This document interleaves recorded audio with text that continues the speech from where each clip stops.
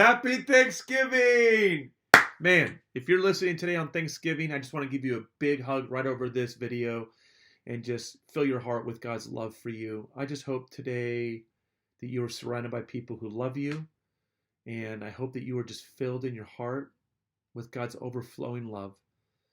And this weekend, we're going to be looking at a powerful story where Jesus gathers people around himself and he provides yet another miraculous feast. And in the midst of that miracle, Jesus again asks the disciples, "Bring me what you have." And he takes the 7 loaves of bread and he breaks it and he gives thanks to his Father in heaven. This week, give thanks to God. Don't focus on what you don't have, but look at what God has given you and take a moment to give thanks to him. What are you the most thankful for this week? I know for me, I'm thankful that my son is coming home. I haven't seen him since August. He's flying in tonight. We're going to go to LAX and pick him up. What are you thankful for?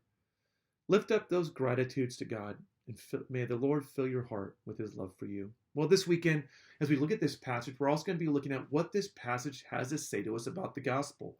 How does this miracle uniquely communicate to us the meaning of the good news that Jesus came to proclaim?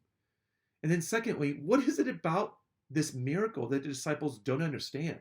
It says at the end of the passage in verses 20 to 22 that the disciples didn't understand about the miracle and that their hearts are hard. What don't they understand, and what do we need to understand? Well, I know I'm going to sound like a broken record, but every week I keep telling you this, and it's true. Every weekend I keep meeting people who are coming to church for the first time, and I keep meeting non-believers. Well, this last week I met a new believer, someone who had been coming to our services, went to Alpha, and came to faith.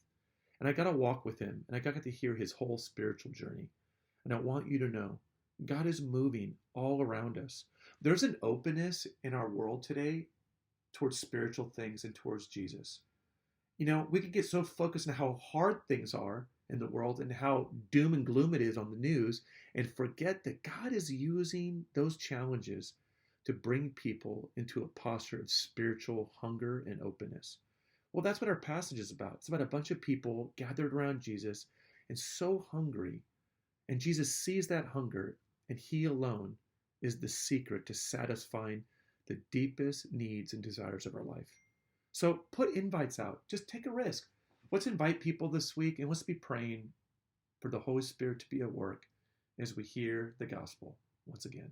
God bless you, and look forward to seeing you.